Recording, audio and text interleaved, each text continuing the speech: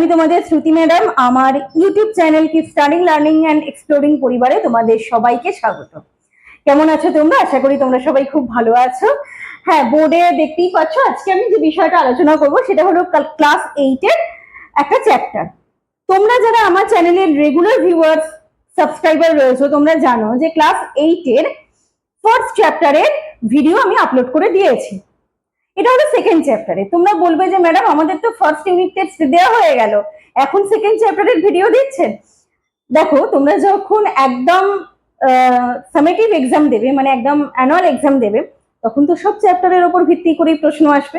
না হয় একটু দেরি দেরি করেই আমি আপলোড করি, তোমরা যাতে ধীরে সুস্থে ভিডিওগুলো দেখে প্রস্তুতি নিতে পারো। ঠিক আছে? আচ্ছা, আজকে যে চ্যাপ্টারটা নিয়ে আলোচনা করবো সেটা হলো সেকেন্ড চ্যাপ্টার। সেকেন্ড চ্যাপ্টারে প্রথমেই রয়েছে যে মহিসঞ্চরণ, প্যানজিয়া প্যানথালাসা, পাতের চলন। এইগুলো না ক্লাস 12 এ যেহেতু রয়েছে, তো সেই 12 এর মানে একটা ভিডিওতে আমি একদম 8 এর মতন করে আর 12 এর মতন করে আলোচনা করে দিয়েছি। সেই ভিডিও লিংকটা আমি এই ভিডিও ডেসক্রিপশন বক্সে দিয়ে দেবো, তোমরা দেখে নিও। সেই ভিডিও দেখে যদি কোনো ডাউট থাকে তোমরা অবশ্যই আমাকে বলবে, আমি সেই ডাউটগুলো সলভ করে দেবো। ওই সেকেন্ড চ্যাপ্টারে তারপরে যে ইউনিটটা রয়েছে সেটা হলো অগ্নুদ্গম। চলো তাহলে এটা নিয়ে আলোচনা করা যাক। যারা আমার চ্যানেলে নতুন অবশ্যই চ্যানেলটা সাবস্ক্রাইব করো এবং বন্ধুদের সাথে শেয়ার করে দিও ভিডিওগুলো। আর তোমরা অবশ্যই কমেন্ট করে জানিও যে কেমন লাগছে আমার ভিডিওগুলো, তোমরা বুঝতে পারছো কিনা। আর আচ্ছা, অগ্নুদ্গম কি? অগ্নুদ্গম হলো যে যখন ভূপৃষ্ঠের ফাটল থেকে আমরা দেখি যে ভূ অভ্যন্তরে জিনিসপত্র হয় বার্স্ট করে বেরিয়ে আসছে, নয়তো সেই রাস্তার ধারে জলের পাইপ ফেটে গেলে যেমন অল্প অল্প করে লিক হয়ে গেলে যে জল বেরোয় অল্প অল্প ছিদ্রপথ দিয়ে নিঃশব্দে, সেরকম ভাবে অগ্নুদ্গম হয়। তো এই অগ্নুদ্গম কেন হয়? কেন ভূ অভ্যন্তরে সব জিনিসগুলো বাইরে বেরিয়ে আসে? কোথা থেকে বাইরে বেরিয়ে আসে অগ্নুদ্গম হলে? আমরা হয়তো সরাসরি মানে সচক্ষে অগ্নুদ্গম দেখিনি, কিন্তু বিভিন্ন ভিডিওতে, ন্যাশনাল জিওগ্রাফিতে আমরা দেখেছি, ন্যাশনাল জিওগ্রাফিক চ্যানেলের বিভিন্ন অনুষ্ঠানে, যে যখন অগ্নুদ্গম হয় তখন ভূ অভ্যন্তরের ম্যাগমাটা বাইরে বেরিয়ে আসে, লাভা রূপে প্রবাহিত হয়। শুধু ওই তরল পদার্থ নয়, তার সাথে আরো অনেক পদার্থ বেরিয়ে আসে, সেগুলো আমরা পরে আসছি। এখন আগে আমরা জেনে নিই যে এই অগ্নুদ্গমের কারণগুলো কি কি। দেখো, অগ্নুদ্গমের প্রথম কারণ হলো তাপ ও চাপজনিত কারণ। আমরা জানি যে ভূ অভ্যন্তরে একদম মানে ভূ অভ্যন্তরের কেন্দ্রে তাপ কত থাকে না? 5000 ডিগ্রি সেন্টিগ্রেড, তাই তো? একদম অন্তঃকেন্দ্র মণ্ডলে সবকিছু কঠিন এবং মানে কঠিন অবস্থায় রয়েছে, ঘনত্ব বেশি। আর অর্ধতরল অবস্থায় রয়েছে কোন জায়গাটায় না? বহিঃকেন্দ্র মণ্ডলে। সেই বহিঃকেন্দ্র মণ্ডলে যদি তাপ বেশি হয়ে যায়, তাপ বেশি হলে সেই তাপের বাষ্পজনিত কারণে, বাষ্প বৃদ্ধিজনিত কারণে চাপটাও বেশি হয়ে যাবে। তখনই কি হয়?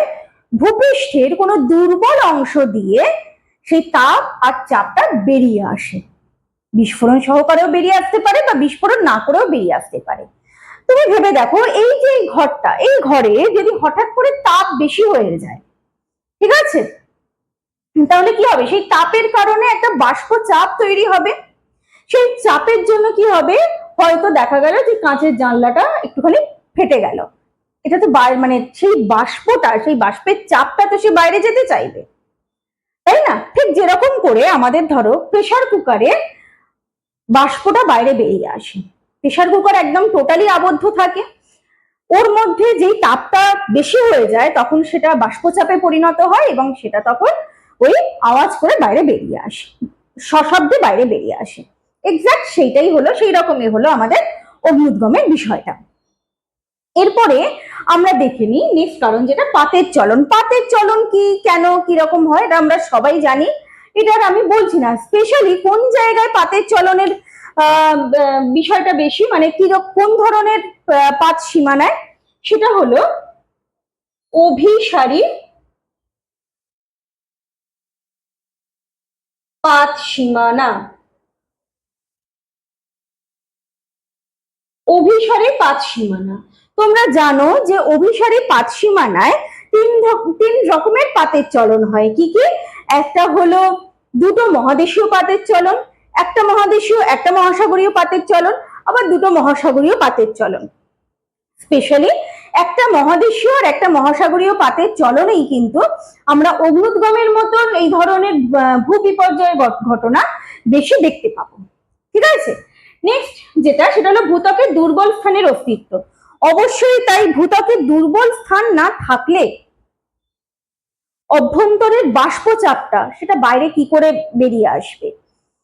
ভূত্বকের একটা কোথাও দুর্বল স্থান রয়েছে, সেই বাষ্পচাপটা সেই দুর্বল স্থানে ক্রমাগত চাপ দেবে, তবেই কিন্তু সেটা বাইরে বেরিয়ে আসবে। নেক্সট, ভূগর্ভে গ্যাসের চাপ বৃদ্ধি।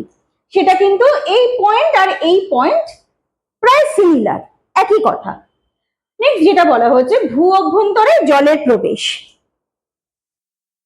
ভূ অভ্যন্তরে কোনো ফাটলের মাধ্যমে যদি জল ভেতরে প্রবেশ করে, ভেতরে কি উষ্ণতা অনেক বেশি, সেই উষ্ণতায় জলটা কি হচ্ছে, বাষ্পে পরিণত হচ্ছে, তখন সেই বাষ্প এবং ম্যাগমা একত্রে বাইরে বেরিয়ে আসে।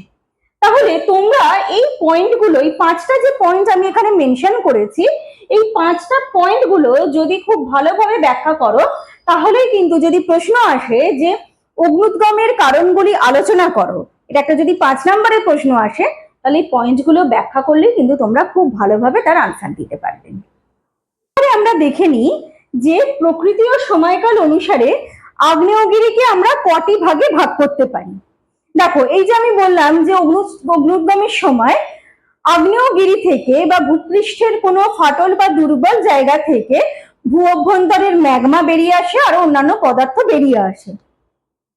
সবসময় বেরিয়ে আসে নাকি সময় নিয়ে কয়েক ঘন্টা অন্তর বা কয়েক বছর অন্তর অন্তর হয়, সেটা একটু দেখে নেওয়া যাক। তো প্রথমেই আমরা যেটা দেখে নেব সেটা হলো জীবন্ত বা সক্রিয় আগ্নেয়গিরি। জীবন্ত বা সক্রিয় আগ্নেয়গিরি, নাম শুনেই বুঝতে পারছো যে এই ধরনের আগ্নেয়গিরি থেকে একদম সূচনা কাল থেকেই এখনো পর্যন্ত কিন্তু অগ্নুদ্গম হয়েই চলেছে, খুব বেশি বিরতি নেই। কম বিরতি ছাড়া, মানে কম বিরতি নিয়ে যে আগ্নেয়গিরি থেকে ক্রমাগত অগ্নুদ্গম হয়ে চলেছে, সেই ধরনের আগ্নেয়গিরিগুলোকে বলা হয় জীবন্ত আগ্নেয়গিরি। তবে এই জীবন্ত আগ্নেয়গিরিকেও আবার সময়ের উপর ভিত্তি করে দুটো ভাগে ভাগ করা হয়। একটা হলো অবিরাম আগ্নেয়গিরি, আর একটা হলো সবিরাম আগ্নেয়গিরি। অবিরাম মানে ক্রমাগত, কোন রকম কোনো বিরতি নেই, সেটা বিস্ফোরণ সহকারে হোক, বিস্ফোরণ না করে হোক, খুব বড় আকারের না হোক, মানে আগ্নেয় পদার্থ ক্রমাগত নির্গত হয়েই যাচ্ছে অবিরাম আগ্নেয়গিরিতে। সবিরাম আগ্নেয়গিরিতে অল্প বিরতি নিয়ে নিয়ে অগ্নুদ্গম ঘটে। দুটো উদাহরণ একটু দেখে নেওয়া যাক। অবিরাম আগ্নেয়গিরির একটি খুব ভালো উদাহরণ হলো ইটালির ভিসুভিয়াস। সবিরাম আগ্নেয়গিরির খুব ভালো উদাহরণ হলো ইটালির স্ট্রম্বোলি, হাওয়াই দ্বীপের মৌনা লোয়া, এইগুলো। এর পরের যে আগ্নেয়গিরিটা সেটা হলো সুপ্ত আগ্নেয়গিরি। সুপ্ত আগ্নেয়গিরি অর্থাৎ ঘুমিয়ে আছে। যেমন মনে করো যে বহু বছর আগে অগ্নুদ্গম হয়েছিল, কিন্তু মাঝখানে বেশ কয়েক বছর অগ্নুদ্গম হয়নি, অদূর ভবিষ্যতে অগ্নুদ্গম হওয়ার অনেকটা সম্ভাবনা রয়েছে, সেই ধরনের আগ্নেয়গিরিকে বলা হয় সুপ্ত আগ্নেয়গিরি। যেমন মনে করো আমাদের ভারতের ব্যারেন এবং নরকন্ডা, বহু বছর এই দুটো আগ্নেয়গিরি থেকে অগ্নুৎপাত হয়নি। 2004 সালে যখন সুনামি হয়েছিল, সেই সুনামির ফলে কিন্তু সেই আগ্নেয়গিরিগুলো জেগে উঠেছিল। ঠিক সেরকম ভাবেই ইন্দোনেশিয়ার ক্রাকাতোয়া, জাপানের ফুজিয়ামা হলো এরকম সুপ্ত আগ্নেয়গিরির উদাহরণ। নম্বর যে আগ্নেয়গিরিটা সেটা হলো মৃত আগ্নেয়গিরি। মৃত আগ্নেয়গিরি কাকে বলা হয়? যে যখন মানে উৎপত্তির সময়, আগ্নেয়গিরির উৎপত্তির সময় অগ্নুদ্গম হয়েছে, কিন্তু বহু বছর সেখান থেকে আর অগ্নুদ্গম হচ্ছে না এবং কোনো রকম আগ্নেয় পদার্থ নির্গত হচ্ছে না, সেই ধরনের আগ্নেয়গিরিগুলোকে বলা হয় মৃত আগ্নেয়গিরি, যেমন মায়ানমারের পোপো, মেক্সিকোর পারকুটিন। তবে কি জানো তো, বিজ্ঞানীরা এখন আর কোনো আগ্নেয়গিরিকেই মৃত বলে ঘোষণা করতে নারাজ, কারণ এখন ভূ অভ্যন্তরের যা পরিস্থিতি, যে কোনো মুহূর্তে কিন্তু, যেগুলোকে আমরা মৃত আগ্নেয়গিরি বলছি, যে কোনো মুহূর্তে কিন্তু সেখান থেকে অগ্নুদ্গম হতে পারে। তখন অগ্নুদ্গম হলে তাদের কিন্তু আমরা মৃত বলবো না, তখন আমরা তাদের বলবো সুপ্ত আগ্নেয়গিরি। এবারে আমরা দেখে নিই যে আগ্নেয়গিরি থেকে যে আগ্নেয় পদার্থগুলো নির্গত হয় সেগুলোকে আমরা কটি ভাগে ভাগ করতে পারি। সেগুলোকে আমরা 3 ভাগে ভাগ করতে পারি: গ্যাসীয় পদার্থ, কঠিন পদার্থ এবং তরল পদার্থ। গ্যাসীয় পদার্থ বলতে কোনগুলো? গ্যাসীয় পদার্থ মানে মনে করো যে নাইট্রোজেন নির্গত হয়, কার্বন ডাই অক্সাইড নির্গত হয়, কার্বন মনোক্সাইড নির্গত হয়, সব ভূ অভ্যন্তরে এই গ্যাসীয় পদার্থগুলো জমে থাকে। যখনই এদের চাপ বৃদ্ধি পায় এরা ওই ফাটল দিয়ে বা আগ্নেয়গিরি দিয়ে বেরিয়ে আসে। কঠিন পদার্থ বলতে কোনগুলো? কঠিন পদার্থ মানে মনে করো যে পাথর খণ্ড, মানে ভূ অভ্যন্তরে জমে থাকা পাথর খণ্ড, তারপরে আগ্নেয় টুফ, সিন্ডার, এগুলো অ্যাকচুয়ালি কি বলতো, মনে করো যে দীর্ঘদিন ধরে এমন এক জায়গায়, মানে ধরো ম্যাগমাটা বেরিয়ে আসতে চাইছিল, কিন্তু ম্যাগমাটা বেরিয়ে না এসে ভূ অভ্যন্তরের এমন একটা জায়গায় সঞ্চিত হয়েছিল, সেটা ওই সিমেন্ট বালি দিয়ে মাখলে যেরকম দলা পাকানো একটা পদার্থ তৈরি হয় না, সেই অবস্থায় ছিল। যখনই তারা ভূপৃষ্ঠের কাছাকাছি এসেছে, তারা বাইরে বেরিয়ে এসেছে। কঠিন পদার্থগুলো। তরল পদার্থ মানে লাভা, এবং এই লাভা দু রকমের হতে পারে: আম্লিক লাভা এবং ক্ষারকীয় লাভা। আম্লিক লাভা এবং ক্ষারকীয় লাভা। আমরা কিসের উপর ভিত্তি করে, কোন রাসায়নিক উপাদানের উপর ভিত্তি করে লাভাকে আম্লিক ক্ষারকীয় বলছি? সিলিকার উপর ভিত্তি করে। আম্লিক লাভাতে মনে রাখবে সিলিকার পরিমাণ থাকে 70%, 70% থাকে সিলিকা। ক্ষারকীয় লাভায় সিলিকার পরিমাণ কম, তাহলে সেখানে কি রয়েছে? সেখানে লোহা ও ম্যাগনেসিয়াম, লোহা ও ম্যাগনেসিয়ামের পরিমাণ বেশি। আম্লিক লাভায় যেহেতু সিলিকার পরিমাণ বেশি থাকে, তাই সেটা অনেকটা ঘন এবং সান্দ্র হয়, বেশি দূর পর্যন্ত প্রবাহিত হতে পারে না। যে কোনো শঙ্কু আকৃতির আগ্নেয়গিরিগুলো এই আম্লিক লাভায় গড়ে ওঠে। ক্ষারকীয় লাভা অনেকটা তরল, তাই সেটা যখন ভূপৃষ্ঠে প্রবাহিত হয় অনেকটা দূর পর্যন্ত যেতে পারে। যেমন সেই লাভা তাড়াতাড়ি জমাট বেঁধে সিল্ড আগ্নেয়গিরি গঠন করে। এই যে আমি বললাম যে আম্লিক লাভা এবং সিলিকা লাভা, তো এই আম্লিক লাভা এবং ক্ষারকীয় লাভা সিলিকার উপর নির্ভর করে বা লোহা ম্যাগনেসিয়ামের উপর নির্ভর করে। তো এই লাভা আবার দুটো প্রকার হয়: আ লাভা, পাহহ লাভা। এদের কিন্তু পার্থক্য আসে পরীক্ষায়। লাভাটা কি? ওই সিলিকা সমৃদ্ধ আম্লিক লাভা, যেটা হলো খুব ঘন, সান্দ্র, আঠালো প্রকৃতির। এতে গ্যাসের পরিমাণ খুব কম থাকে, বেশি দূর প্রবাহিত হতে পারে না। পাহহ লাভাটা কম সান্দ্র, অর্থাৎ তরল বেশি দূর প্রবাহিত হতে পারে আর প্রচুর গ্যাস সমৃদ্ধ থাকে। লাভাটা কিরকম দেখতে হয় বলতো? মানে অনেকটা থকথকে টাইপের, আমি স্ক্রিনে দিয়ে দিচ্ছি, তোমরা দেখে নাও। আর পাহহ লাভাটা মনে হয় যেন সেই পাকানো দড়ির মতন, যখন প্রবাহিত হয় বাইরের বায়ুমণ্ডলের সংস্পর্শে এসে তাদের আকৃতিটা ওই পাকানো দড়ির মতো হয়ে যায়।